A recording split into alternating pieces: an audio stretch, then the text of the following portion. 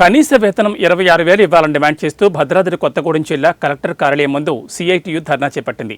Contract outsourcing మరియు non government వర్కర్లుగా వివిధ ప్రభుత్వ విభాగాల్లో ప్రభుత్వ స్కీముల్లో పరిశ్రమల్లో పనిచేస్తున్న కార్మికులను పర్మనెంట్ చేయాలని, కనీస వేతనం 26,000 ఇవ్వాలని సిఐటియు జిల్లా కార్యదర్శి ఏజే రమేష్ డిమాండ్ చేశారు. పెరుగుతున్న ధరలకు అనుగుణంగా కార్మికులకు వేతనాలు పెంచడంలోనూ, చట్టబద్ధమైన హక్కులు కల్పించడంలోనూ కేంద్ర రాష్ట్ర ప్రభుత్వాలు నిర్లక్ష్యం వహిస్తున్నాయని విమర్శించారు.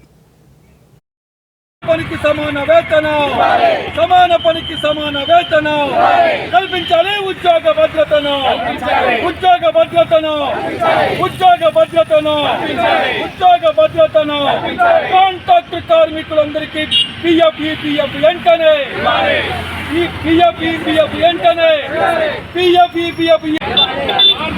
మన కనీస వేతనాన్ని 26,000 ఇవ్వాలనేటువంటి డిమాండ్తో ఈరోజు ధర్నా జరుగుతూ ఉంది.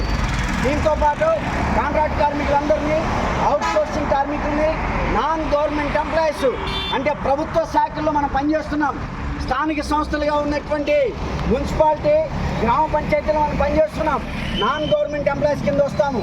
అలాగే ఈ రోజున అనేక ప్రభుత్వ విభాగాల్లో కాంట్రాక్ట్ అవుట్సోర్సింగ్ కార్మికులు పనిచేస్తున్నారు.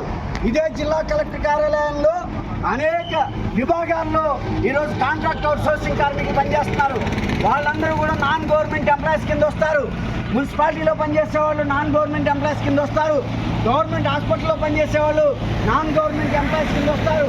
అట్లాంటి మొత్తం కార్మికుల యొక్క సమస్యల పరిష్కారం కోసం ఈరోజు ఈ ధర్నా జరుగుతూ ఉంది.